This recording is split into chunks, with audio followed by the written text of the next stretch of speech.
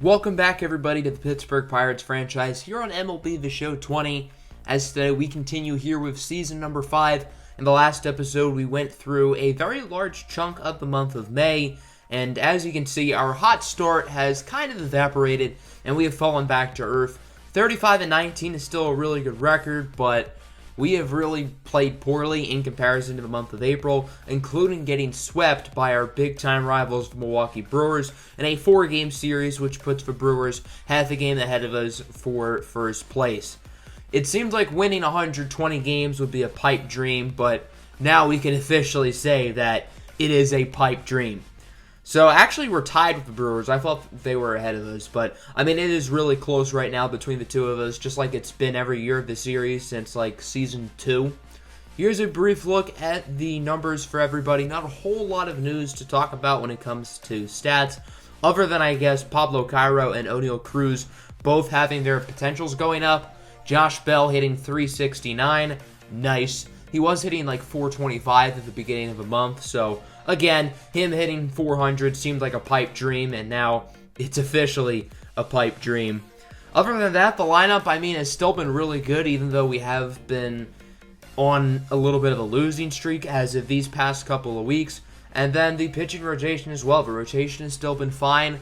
The bullpen has actually been getting better after that awful start. Guys like Victor Arano, Jose Alvarado, who started off really poorly, are playing a lot better. Caleb Ferguson still having a great year. But the big question right now is obviously with Ken Giles, who has had a pretty disappointing season still. Will he get replaced as the closer, someone like Jose Alvarado, or even one of the middle relievers like a Caleb Ferguson come in and replace him as the closer? So certainly something to think about. As we do take a look at our division rival Brewers real quick, one of our big free agent signings, Lucas Giolito, has torn his labrum. It looks like this happened a while ago, so they're going to be without him. And unfortunately for them, that takes a big dent in their rotation. And now they only have 4 85-plus guys in their rotation instead of 5. Yeah, their rotation is absolutely filthy. So we're going to do some simming here, go up to the MLB draft. Obviously, minor league is not as much of a focus at this stage in the series, but it is still something we want to pay attention to.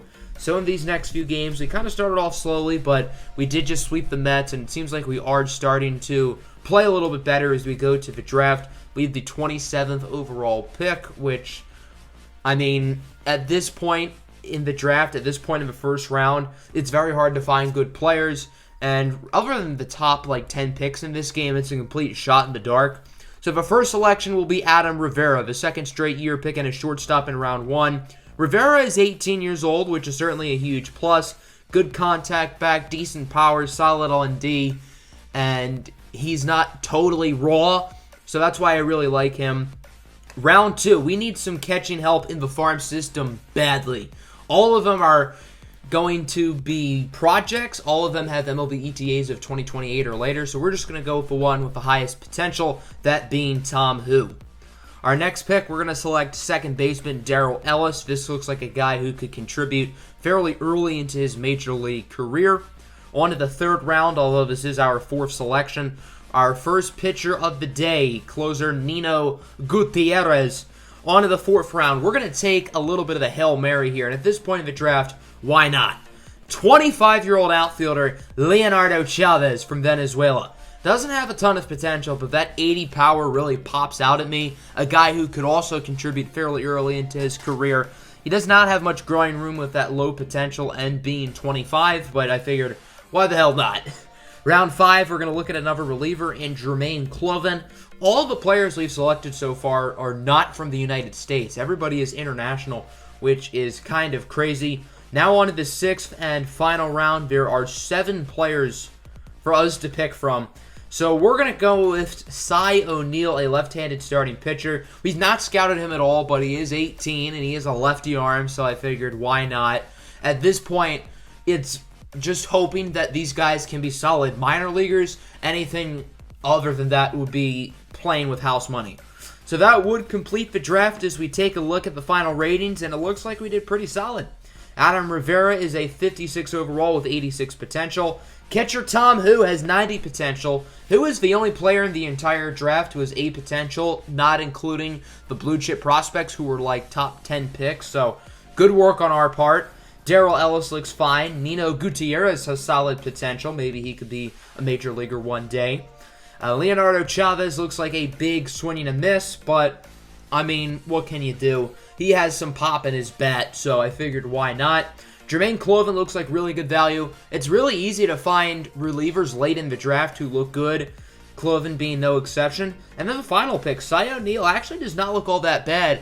64 overall with 72 potential. This is a lot better than what I was expecting, so maybe we could absolutely develop this guy into beating something down the line, maybe a long reliever or just a really good minor league arm. So we're going to sign all of our rookies.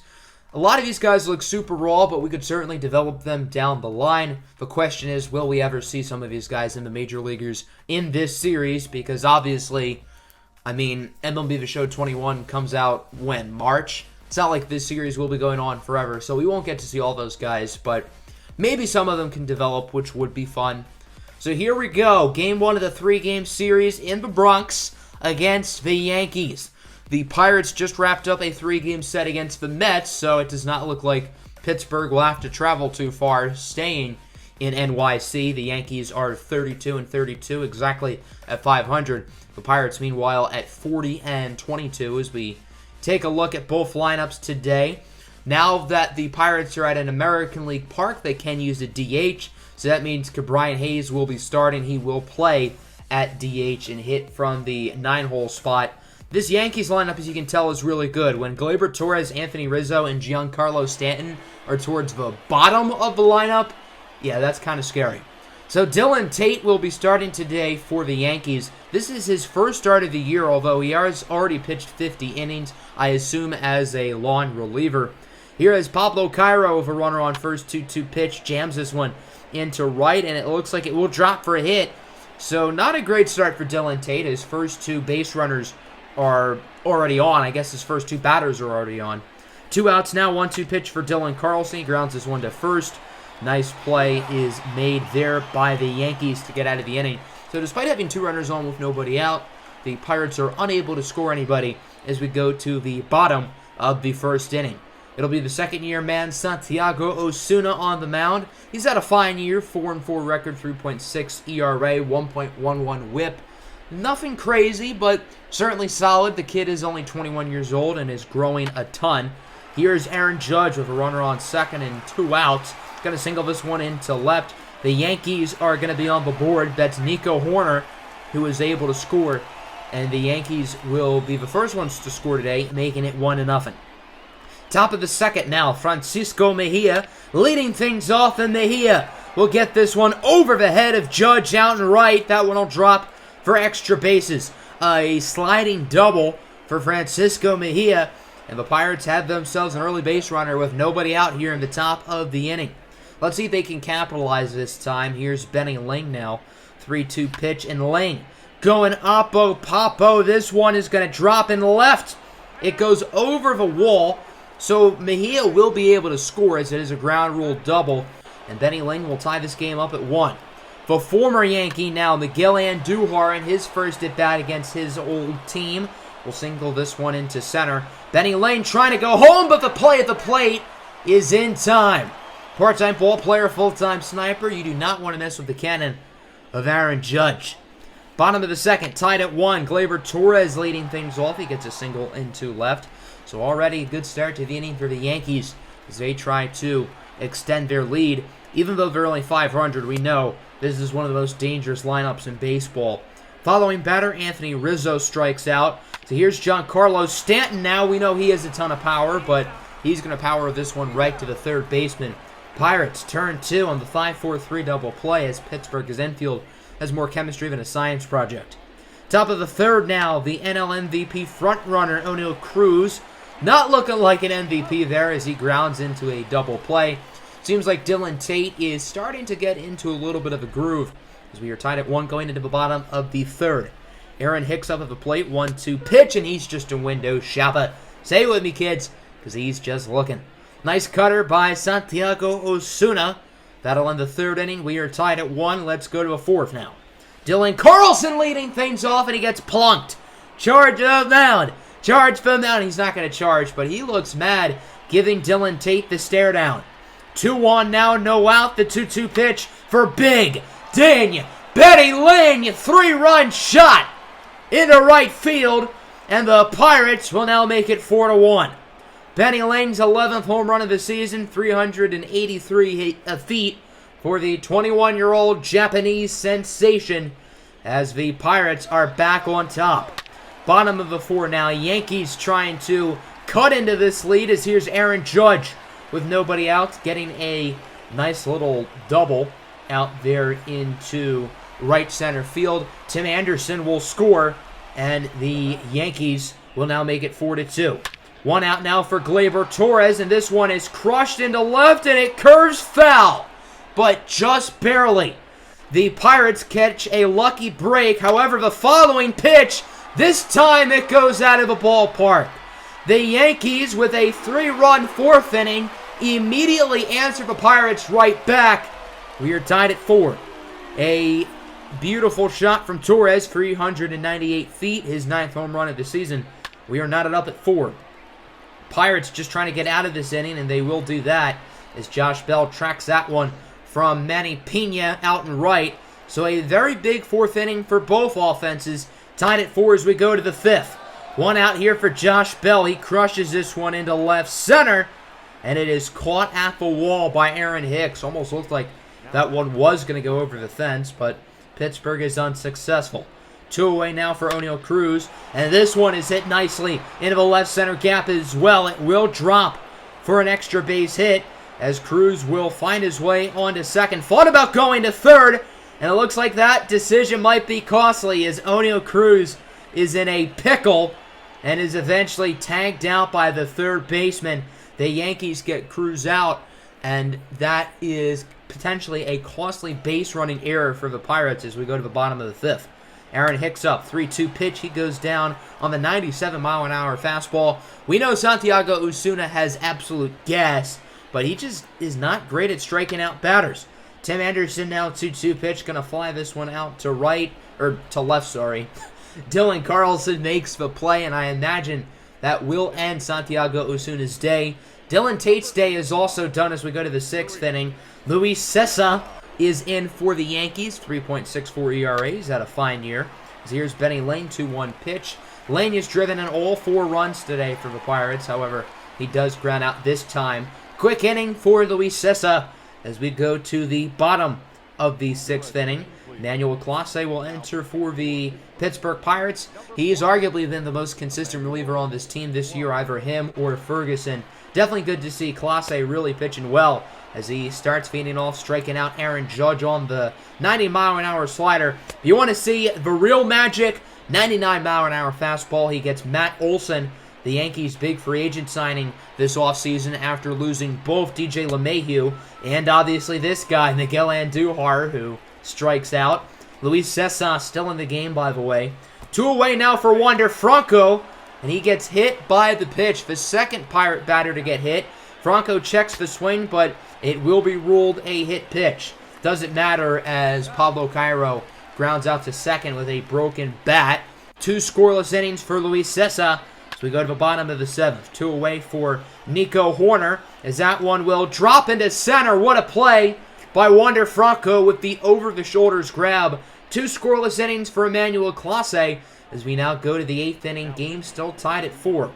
Austin Adams will enter for the Yankees, 3.51 ERA. Very solid season he is having so far. His first batter of the day is Josh Bell, who is 0 for 3 at the moment. And Bell going to get back on the hit column with a single into center. Bell leads all qualified major leaguers in batting average this season as he's developed into arguably the most dominant hitter in baseball. You know who's been the most dominant hitter this year specifically? I'd say that honor goes to O'Neal Cruz, who also hits a single. So 2-1, nobody out. Dylan Carlson has quite the opportunity to capitalize, and it looks like he will. This one will drop into left for extra bases. However, we've got some base running miscommunications. O'Neal Cruz is stuck in a jam. He didn't realize Josh Bell wasn't going home. Dylan Carlson just happened to go to second. So Oneil Cruz is out. And now there is one away, runners in scoring position, instead of the bases being loaded or Josh Bell scoring. That'll bring up Francisco Mejia. He really just has to put the ball in play, and he does. Weakly hit to second. Bad throw to first. Matt Olson does make the tag.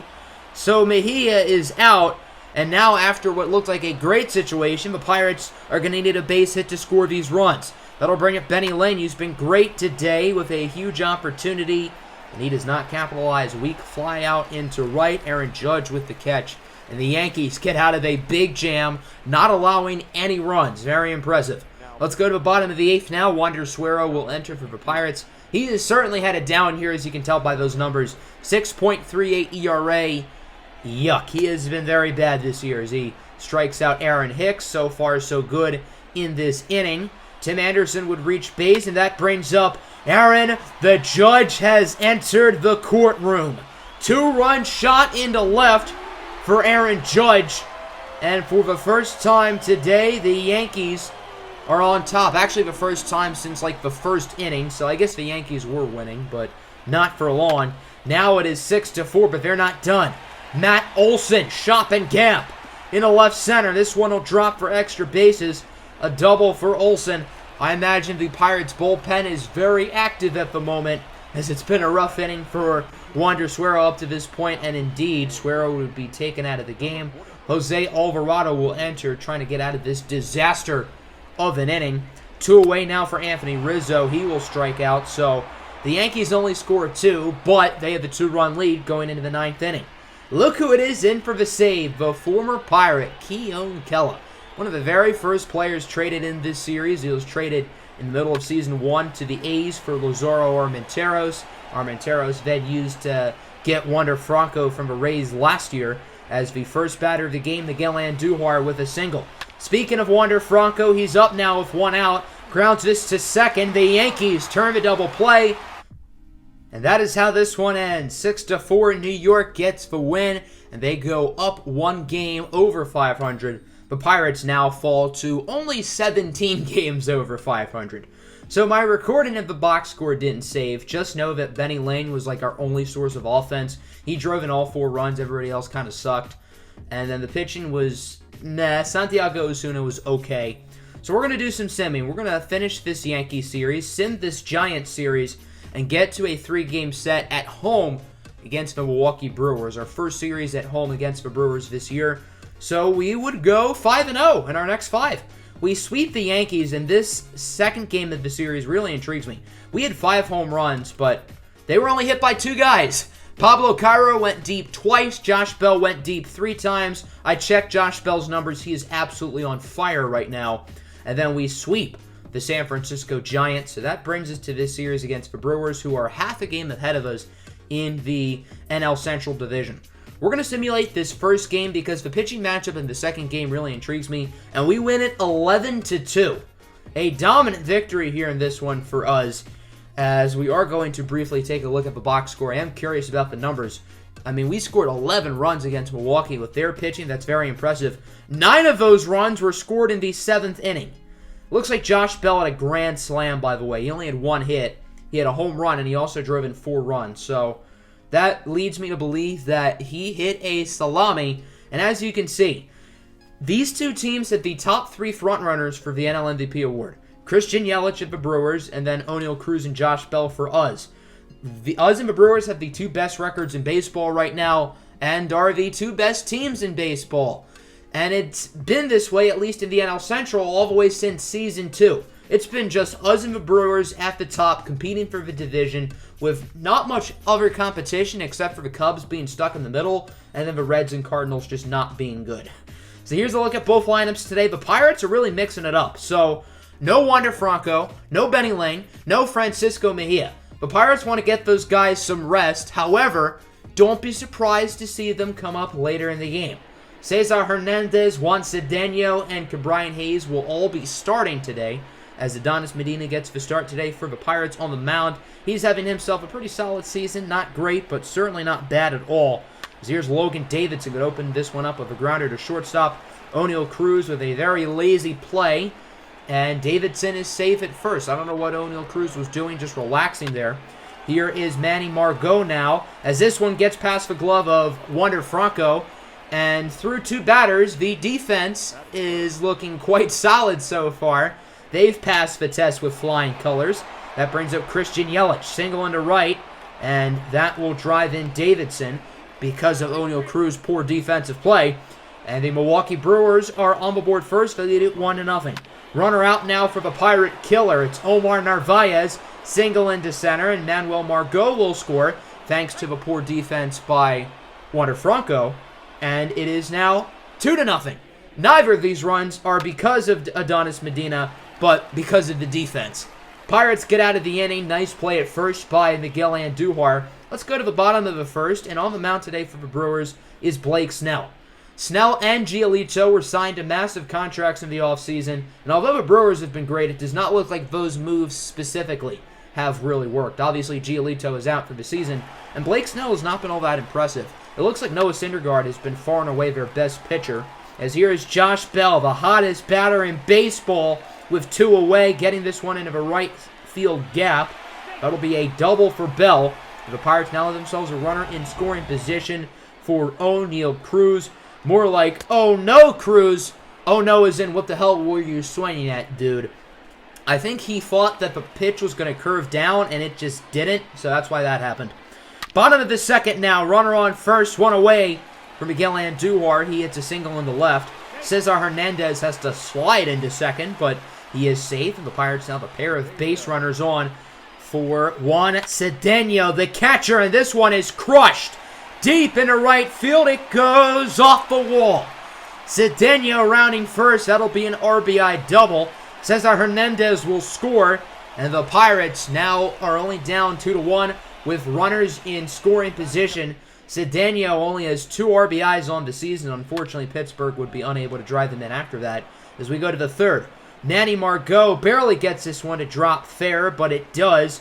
Margot sliding into second for a double. He is the replacement in center field for Corey Ray, who was traded to the Red Sox last offseason. Pirates fans know that's a sigh of relief because Corey Ray was always really good against Pittsburgh. Margot would score as Keston Hiura grounds out to second. The Brewers are able to drive them in successfully, and it is now 3-1. Bottom of the third here for Josh Bell, and he will strike out. Bell certainly doesn't hit from the right side super often. Obviously, he is a switch hitter. Since there are more right-handed pitchers, you're going to see him on the left side more, but he can certainly hit against lefties as well. Top of the fourth now, 3-1 your score, one out for Tyrone Taylor, and that'll be a triple. The Brewers now themselves a runner 90 feet away from home and have another opportunity to really extend their lead. The third triple in the season for Taylor. Milwaukee leads the NL in triples. Pirates aren't too far behind. Here is the following batter, Lucas Ursek. He gets hit by the pitch. This actually is kind of good for the Pirates because now they can force the double play, and it works exactly like that. They had the pitcher Blake Snell up, so the Brewers did not have many expectations with Snell up. I guess they can't really say they were disappointed. Top of the fifth now. Here is Keston Hiura going to ground out to third. That is the third out of the inning, and that'll end Adonis Medina's day. 5 innings, 3 runs allowed, although only one of them was his fault. Solid day of work for Medina as we go to the bottom of the fifth. 3-run remains the score as Dylan Carlson strikes out. Let's move to the sixth, where things may get interesting as Mitch Keller checks in for the Pirates. As you can tell, he's had an outstanding season as he will likely get multiple innings today. Pittsburgh making a few other roster moves as Wander Franco and Francisco Mejia will both check in to the game. Now, both of these guys did not have a ton of energy going into today. However, the Pirates do want their best players on the field. So they're only going to play half the game, as you can tell. However, Pittsburgh only has 3 more eligible players on their bench. We'll see if that comes back to haunt them since Juan Cedeno and Cesar Hernandez can't return. But on the bright side, Mitch Keller is doing well. He struck out Omar Narvaez earlier in the inning. And we'll get Tyrone Taylor here on the flyout. 1-2-3 inning of work from Mitch Keller, who has certainly warranted a spot back in the starting rotation. However, none of the starters have played bad enough to be demoted to the bullpen. Bottom of the sixth, Blake Snell is still in, obviously, as he strikes out Josh Bell. There aren't many pitchers in baseball who are better when it comes to striking out batters than Blake Snell, and he has put that on display today. Here's Ke'Bryan Hayes. He remained in the game. The Pirates did not sub him out, unlike some of the other backups who started today. And it looks like that decision might pay off as Ke'Bryan Hayes hits a single into left. Thought about going to second, but retreats back to first. As you can tell by this statistic, the Pirates lead the National League in batting average by a very considerable margin. Wander Franco now up his first at bat of the day. He's going to fly out to left. So I guess the decision to put Franco in doesn't pay off yet. We'll see if it does later as we go to the 7th inning. Mitch Keller obviously remaining in the game as he strikes out Logan Davidson right there. That would bring up Manny Margot, the following batter. 2-2 pitch, and he's going to ground this one to short. Cruz flips it to Franco to end the inning. 2 scoreless frames from Mitch Keller, who continues to be the biggest pleasant surprise on this team. Bottom of the 7th now, Miguel Andujar opens up the inning with a strikeout. Blake Snell continuing to cook. Here is Francisco Mejia now, his first at bat of the game, and he goes down on the slider. Juan Cedeno played quite well before Mejia entered, so it was interesting to see the Pirates still choose to sub him out. Top of the 8th now, Jose Alvarado enters. He obviously had that poor start to the season, but has only allowed 2 runs since opening day. Christian Yelich strikes out, Alvarado making him look foolish on that pitch, an outside slider. And Jose Alvarado has certainly warranted becoming this team's closer with the struggles from Ken Giles. Keston Hiura now goes down looking silly. Good inning from Alvarado, and we go to the bottom of the 8th. A little bit surprised Blake Snell is being taken out of the game. Is this some Kevin Cash-esque stuff as Billy Shealy will enter? He's had a pretty rough season for Milwaukee. Looks like he's getting through this inning just fine. However, Josh Bell has something to say about that. Solo shot into right for Josh Bell. It goes off the foul pole, his 23rd home run of the season. Bell is now solely in 2nd place in the entire major leagues for home runs this season, only behind O'Neal Cruz, his teammate, who has 24 home runs. Bell is catching him, though, as you can see. Let's go to the top of the 9th. Alvarado remains in the game, and he's doing well. However, with 2 outs, it's the pinch hitter, DJ Stewart, with a double. The Brewers are only up by 1, and they certainly would feel a lot more comfortable by being up multiple runs. Unfortunately for them, that would not be the case as Logan Davidson goes down looking. Can the Pirates add another run and take this game to extras or walk it off? Can the Brewers close it out and split the series? The closer will enter. It's Jake Faria. 23 saves and 25 save opportunities, sub-2 ERA. The first batter of the inning will be Benny Lang, entering as a pinch hitter for Ke'Bryan Hayes. This means the Pirates have no more eligible position players on the bench since every position player on the roster has entered the game today. Lang does get a base hit. However, what if the pitcher spot comes up? For reference, Benny Lang is in the 5th spot in the lineup right now, and the pitcher is hitting at the 9th spot. So that could happen this inning and could determine the outcome of the game. Wander Franco strikes out. That brings up Miguel Andujar with 1 out. He hits a single into center.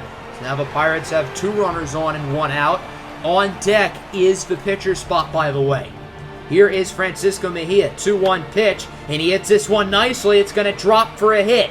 Will Lane try to go home? He does not. Very interesting call. I think he would have been out, so it looks like the right call. Jose Alvarado will remain in the game, and he is not going to swing at any pitch. The Pirates do not want to risk a double play or anything like that happening, so they're going to have 2 outs, bases loaded for Pablo Cairo. What will he do here? A grounder to third to end the game. Those are the situations you dream of as a kid. 2 outs, bases loaded, down by 1.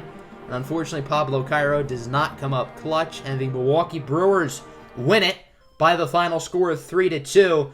Could the coaching decision of having guys like Wander Franco and Francisco Mejia enter the game really determine the outcome here? Because there was nobody on the bench when there was 1 out, and Jose Alvarado had to just look at those pitches go right by him.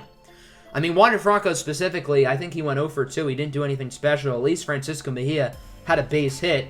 Regardless, the pitching was outstanding for the Brewers, or specifically Blake Snell. Their bullpen made this game way too close for comfort, but Blake Snell was dominant. Typical Blake Snell type stuff. The lineup played well down the stretch. Josh Bell of the home run in the 8th inning. In the 9th inning, we hit the ball well, but to no avail. Adonis Medina allows 3 runs, although 2 of them are earned. They're not counting that first play by O'Neal Cruz as an error, which is dumb because it should be. And Adonis Medina should have only allowed 1 run, technically. So I simulated the final game of the series, and as you can see, we end up winning it. So in the month of June, outside of June 1st, we've won every game except for the 2 games that we played in this episode. Kind of ironic, but nonetheless, we are now half a game ahead of the Milwaukee Brewers. Good to beat them in a series. That'll end the episode. I hope you guys enjoyed. Make sure to hit the like button and subscribe. I'm out. Have a good one. Peace.